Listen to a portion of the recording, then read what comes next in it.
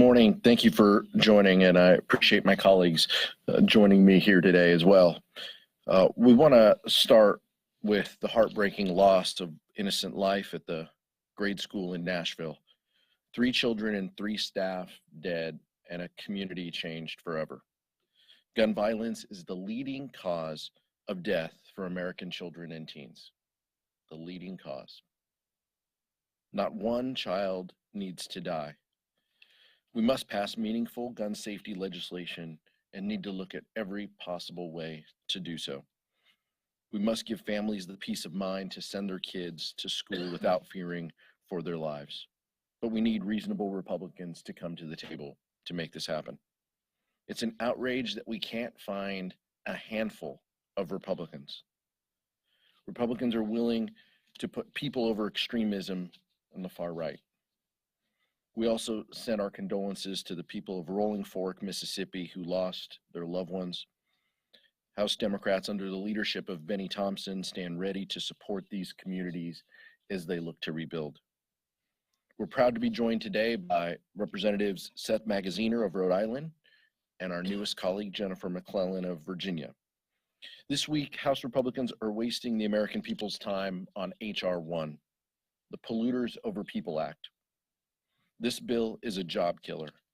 It will repeal sections of the Inflation Reduction Act, which over the course of 10 years will create 9 million jobs. Over 100,000 good-paying American jobs have already been created, with more on the way in clean energy and manufacturing. So instead of using the majority to help hardworking Americans get a little bit of breathing room, House Republicans want to cancel those paychecks and stall the progress of those industries that will shape our economic future and help us compete with China. And despite these claims to the contrary, H.R. 1 would do nothing to lower costs at the pump. In fact, when Democrats held the majority, we took on oil and gas companies that engaged in price gouging. House Republicans want to reward them. Senate Majority Leader Chuck Schumer has already called this bill dead on arrival. The president had issued a veto threat. So this is another political stunt from House Republicans who have shown an inability to govern. Vice Chair Ted Lieu. Thank you, Chairman Aguilar. My heart goes out to the families and victims affected by yesterday's mass shooting in Nashville. The victims included 3 9-year-olds. I also want to commend the brave law enforcement officers who responded to a mass shooting and by our accounts ran towards gunfire and killed the shooter. We're asking law enforcement officers to run towards AR-15 weapons. You cannot support weapons of war on our streets and support law enforcement at the same time. That's why we need to take action to prevent gun violence. And what did House Republicans do? Well, they had a hearing scheduled for today in the House Judiciary Committee, in which I sit, that was going to make it easier for people to get pistol braces that can make AR-15s even more deadly. And what do Republicans do? They canceled the hearing. Now, why would they do that? If they honestly believe, as they say, that arming more Americans with more guns, more AR-15s, more pistol braces would make us safer, they would have held the hearing and had that as a solution. But they didn't do that. They ran away. They ran away and they're hiding because they know that the talking points they're spewing are simply not true. Giving everyone more AR-15s and more guns does not, in fact, make American society safer. Because if it did, they would have had that hearing, had the debate, had the argument, and did the markup of that bill. Cowards. Oh, I'm now going to introduce Congressman Seth Magaziner, who is going to talk about H.R. 1. And prior to Congress, he was the general treasurer of the state of Rhode Island. Seth? Great. Oh, good morning. I'm here as a member of the Natural Resources Committee to talk about H.R. 1. But first, let me just say that as a parent of a 1-year-old, I know that when I get home to Rhode Island later this week, I'm going to hug my son a little harder, thinking about how there are parents in Nashville who aren't going to get to do that again. and we cannot let this become normal. Gun violence is now the leading cause of death of children in this country. That is not normal. More children killed by gun violence than by automobile accidents. It didn't used to be that way. It's not that way in other parts of the world. We cannot normalize this. We cannot let the Republicans continue to delay action on common sense gun safety bills. And we stand ready to work with anyone in good faith that is willing to put children ahead of the gun companies. But I'm here today primarily to talk about H.R. 1, the Polluters Over Peoples Act. And as a Congress, when it comes to energy policy, we have two jobs. Number one, to make energy affordable for consumers. Number two, to protect the environment. This bill does neither of those things. It does not lower costs for consumers, and it does not protect our environment. If the Republicans were serious about doing these things, they would have voted for the Inflation Reduction Act last year, which made historic investments in clean energy, which also opened the door for more conventional energy. They voted no, every one of them. The Inflation Reduction Act also had $1 billion in it to improve agency staffing to speed up the permitting process for energy. They all voted against that too, because I guess it had Joe Biden's name on it, and that for them was more important than lowering costs or transitioning to clean energy. If you want to talk about lowering energy costs for consumers, we have to talk about the fact that the oil and gas industry made $300 billion of profits last year, not revenue, profits. ExxonMobil made $6 million a minute. The profits of the big five oil companies alone were equivalent to $600 per American citizen last year. So if we're going to have a real conversation about lowering costs for consumers, we need to talk about the runaway profits that the oil and gas industry is making, price gouging American consumers. But of course, the Republicans don't want to talk about that. Why? It might have something to do with the $23 million that the oil and gas industry contributed to Republican campaign accounts last year. And that doesn't include their support of dark money groups. $23 million. They took $23 million to protect $300 billion of profits. I think the Republicans should have held out for more. They sold themselves out too cheap. But this bill will roll back important environmental protections. It'll do nothing about the fact that the oil and gas industry is sitting on 9,000 unused leases because they want the prices to stay high. That's the bottom line. They want to make it easier to circumvent environmental regulations, get more leases, and sit on them unused to keep prices high. So that's why, as a caucus, we oppose this bill. That's why every Democrat in the Natural Resources voted against it.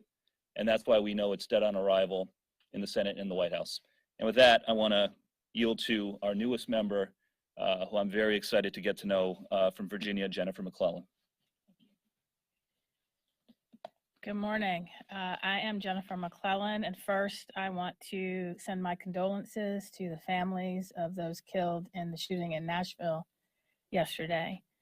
I am really struck that as we have been debating parental rights here and across the country, the number one right parents should have is the ability to send their children to school and not worry about if they'll come back.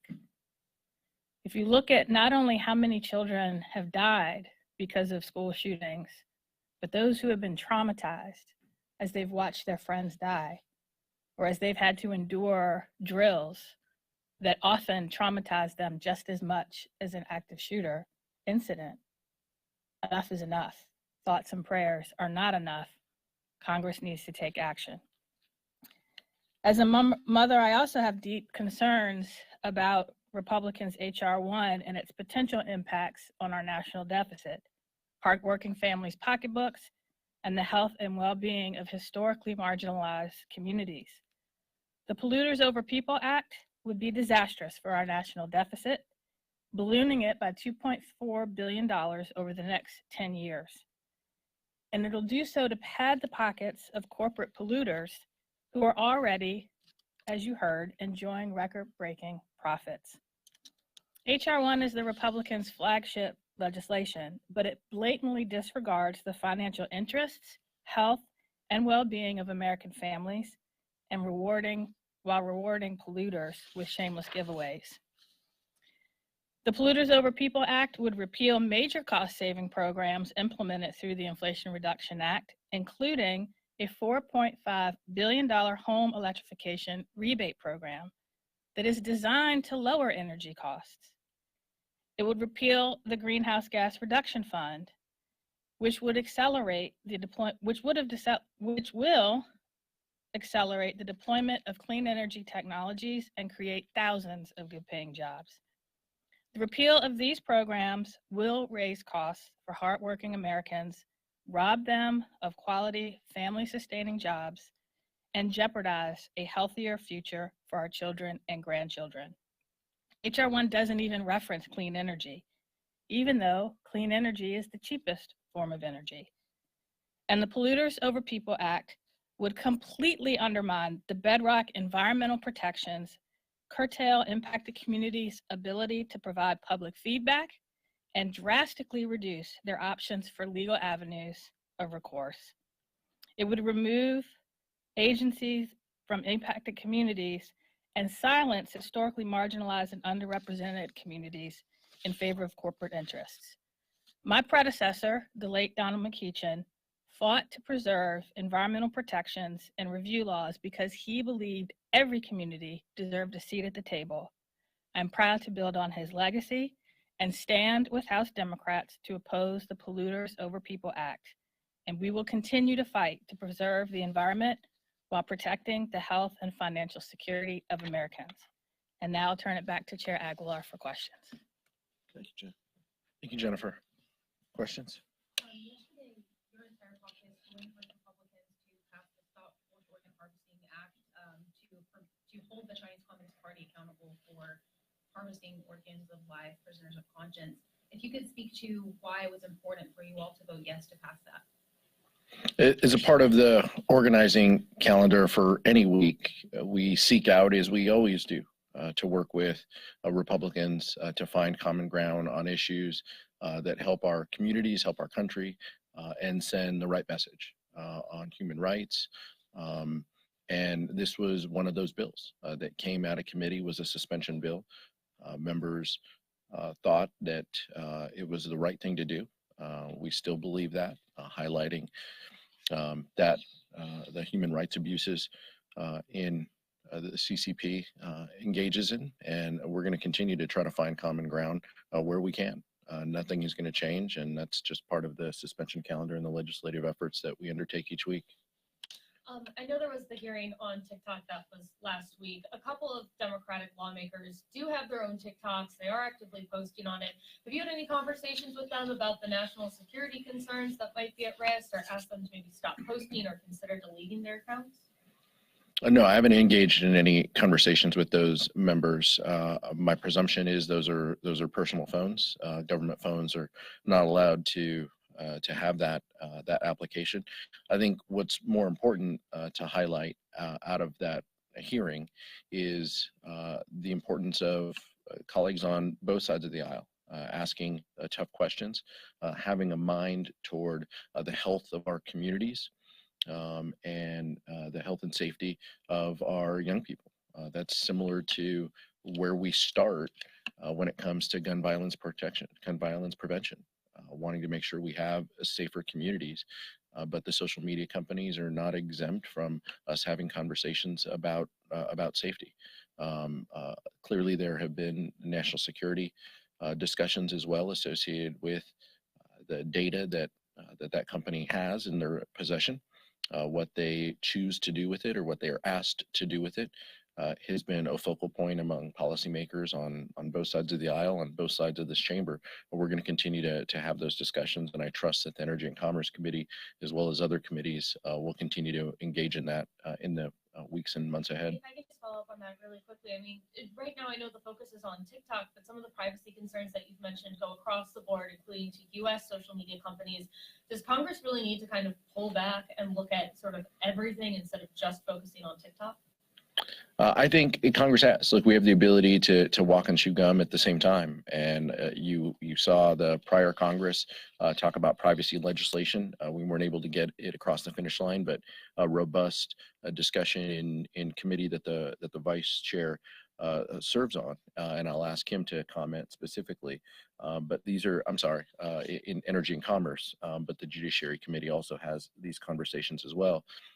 Look, the importance of this discussion isn't lost on any of us. The protection of people's personal data. I'll tell you, as a parent of two teenage boys, the expectation and the presumption of that data is a little different in the coming generation, and that's something that we have to navigate. But there clearly are public policy implications, and we're going to dig in and have those conversations as a caucus and as a Congress. And he answered it well. Thank you. I just want to follow up quickly to Emily's first question on TikTok. It seems like a lot of the members that are overly supportive of it seem to be more in your progressive wing. Do you have any thoughts on that, or if there's an ideological divide in terms of what is supported? No, I think that this has less to do with ideology and more to do with generation. These are also members that have campaigned recently, won campaigns, have platforms that engage constituents and people across the country using some of these social media platforms, a little more adept at it than I am personally. So I trust that that's how the environment that they were raised in, and part of the reason why they came to Congress is to engage and to have these discussions. I don't begrudge that at all. I think that it's healthy. It's great. We need to also overlay that when you get here, our ability to govern, our desire to govern with an eye toward national security, with an eye toward competitiveness, with an eye toward protecting the personal privacy rights of individuals across this country. Those are the next steps in governing, and I trust that our colleagues are going to join with us and have those conversations in the future. Eric? Just for the final point, is ban of TikTok on the table, do you think? Is that something you could see happening in this Congress? A variety of legislative proposals. You've seen some of those originate in the Senate even. I don't think anybody's closing any door at this point. I appreciate the thoughtfulness of members on both sides of the aisle that they undertook with this hearing. We look forward to the steps ahead, but I don't think any door's closed. I saw a letter from McCarthy today to the president asking for a meeting. The White House quickly responded that they want a clean debt ceiling. It seems like we're at a continued stalemate. Is there any creative solution from House Democrats on how to get us out of this? Look, I think that what I saw out of the speaker's letter, out of Speaker McCarthy's letter, was a couple bullet points. Bullet points don't make a budget. And what we want to see out of House Republicans is what is your budget? What do you value? These are conversations that can and should be had. When it comes to debts and deficits within the Budget Committee, with the Appropriations Committee, those are healthy debates that we look forward to undertaking. I just left a hearing with generals and leaders in the defense world talking about just those proposals. How much does the Department of Defense need? What combatant command gets the resources? Those are important discussions that we need to have. What House Republicans are engaging in is just not responsible. They need to put their budget out. They need to tell us what they value, and that needs to be confined. But the full faith and credit of the United States government should not be in question. The United States pays its bills. We raised the debt limit 3 times under the previous administration. We should do that this time. Nothing's changed. You all mentioned the prevalence of gun violence in this country. There's only so much you all can do. The majority only passed assault weapons ban, but that did not pass in the Senate. There's been a lot of things that you all want to do or saying you'd like to do. What can you do in the minority? Is it taking a discharge petition, for example? And if so, what specifically could that look like? And could you get Republican support? Well, first, we want to tell the people of Nashville, the first thing we can do is tell the people of Nashville that we need to do need to do better. But we're with them and we're thinking about them. That's the first thing that we need to do. But from our public policy hat, as you mentioned, we passed the assault weapons ban here last year. We also passed the Bipartisan Safer Communities Act, which Leader Jeffries has said is a floor. It's not a ceiling. Investing resources into states, making sure that more extensive background checks for individuals under the age of 21. Those are good things that we were able to agree on. But clearly, there is more that can be done. I personally and many members of our caucus believe that the assault weapons ban would be the reasonable place to take action. We are not closing any door on any process or any legislation that will help communities, that will ensure the safety of Jennifer's kids coming home from school. Three of us up here, Seth has a baby and is going to be thinking through this in the next few years. But the rest of us have kids who were school-age kids going to public schools.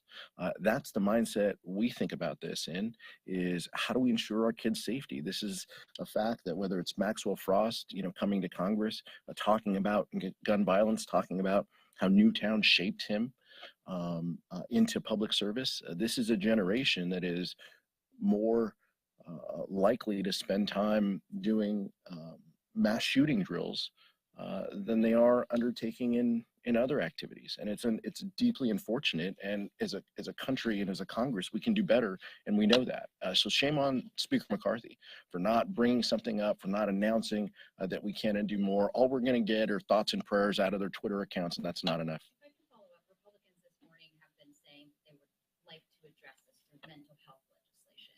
They haven't proposed anything, it seems like, or talking about necessarily, but what would you all ideally like to see on the mental health front that you could actually join with Republicans? The Bipartisan Safer Communities Act put, I think, $500 million into mental health into our states. That's a good place to start. Again, as Leader Jeffries has said, that's a floor. It's not a ceiling. If they want to invest in mental health, that's great. What they can also do is they can pass a budget. They can work with us on funding government that will actually put those dollars out on the street, out into the states, so the states can effectuate that change. But they haven't proposed that, and they still have significant challenges in passing a budget. So I would encourage them to do that, and I'll yield to the Vice Chair. Thank you, Chairman Aguilar. So in answer to your questions, Republican from Tennessee, Tim Burchett, was recently asked about gun violence and what they're going to do to address it. And he said, quote, "We're not going to fix it." So House Republicans are not going to fix the problem of school shootings. Democrats have passed laws and will continue to do that to address school shootings and other gun violence, such as universal background checks. And in terms of the two parties, we're just not the same on this issue. At the same time, what we're seeing are Republicans trying to deal with issues that do nothing to protect kids in schools, right? You had in Florida a principal that was fired because they showed Michelangelo's masterpiece, David, to some students. You also had a sort of in Florida, what they're doing is students who feel uncomfortable can object to certain courses. And so a professor had to not teach a civil rights course because a student felt uncomfortable about the discussion of civil rights. Well, parents have the right to have their kids learn about art. They have the right to have their kids learn about civil rights. They have the right to have their kids learn about historical figures like Rosa Parks. None of that killed anyone or killed any kids. What kills kids are AR-15s. Yeah, I'll just echo the point that Chair Aguilar made on the debt ceiling, which is that whether we pay our bills as a country, as we have for over 200 years, is a completely different conversation than what our budget priorities should be going forward.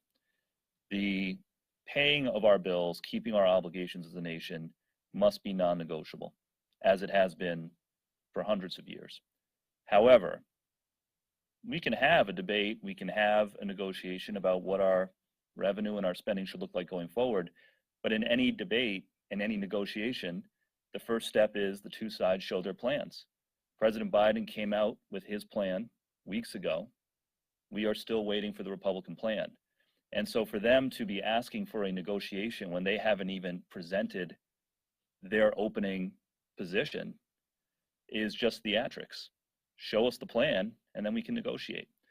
Gun violence, I don't know how much more I can add beyond the eloquent words of the chair and the vice chair, but you know, I can tell you that in the Democratic Caucus, there is a lot of energy to do something.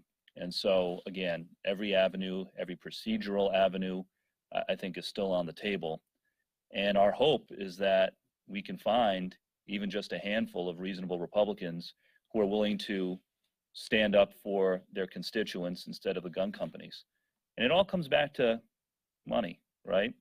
Just like in the Polluters Over People Act, the Republicans who took more than $20 million from the oil and gas companies are putting oil and gas profits ahead of energy consumers and environmental protection. It is not a coincidence that the gun industry is pumping money into the campaign accounts of many of our Republican colleagues, and all that they can offer in the face of tragedy is, you know, a tweet with thoughts and prayers and not real action. Not a coincidence. So. I want to reiterate that we can and we should walk and chew gum at the same time. We have to address the mental health crisis in this country. We have to address the gun violence crisis in this country. And we have to understand that they're linked. Every time there is a shooting, my son cries about going to school because he's afraid, is he going to come back? Is his sister going to come back? These active shooter drills that we put our children through traumatizes them because they often can't tell the difference between a drill and the real thing. That exacerbates a mental health crisis that was worsened during COVID. We have got to recognize that weapons of war are too prevalent in our streets.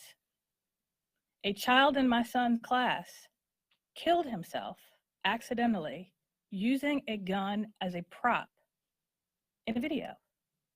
Why wasn't that gun secured? We should be investing in making sure that there are gun safes and gun locks.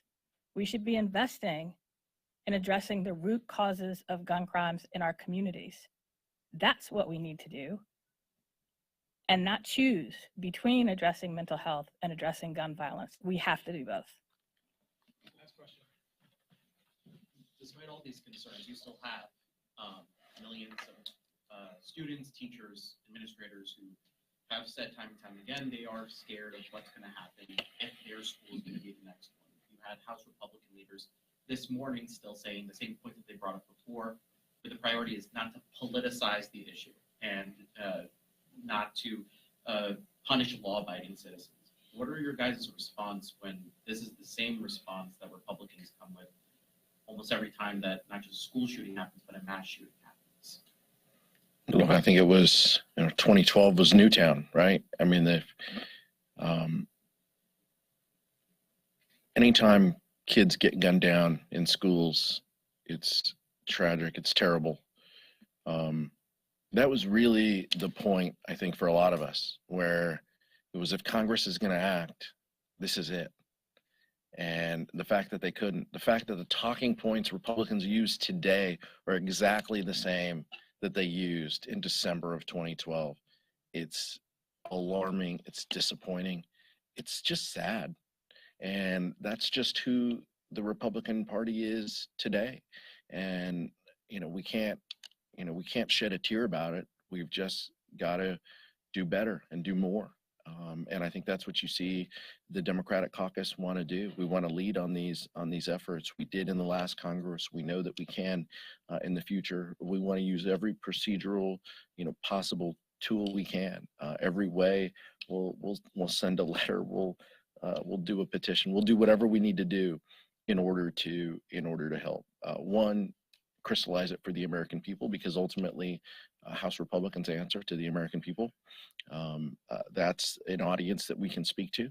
I think tomorrow you'll see Whip Clark lead an effort of moms, congressional moms, who are fed up and want to take action, and they will be joined by many of us who are parents and who want to help.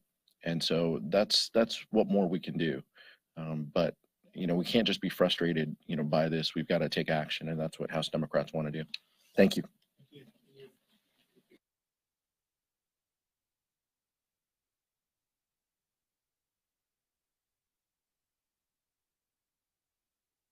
Any further discussion on the bill?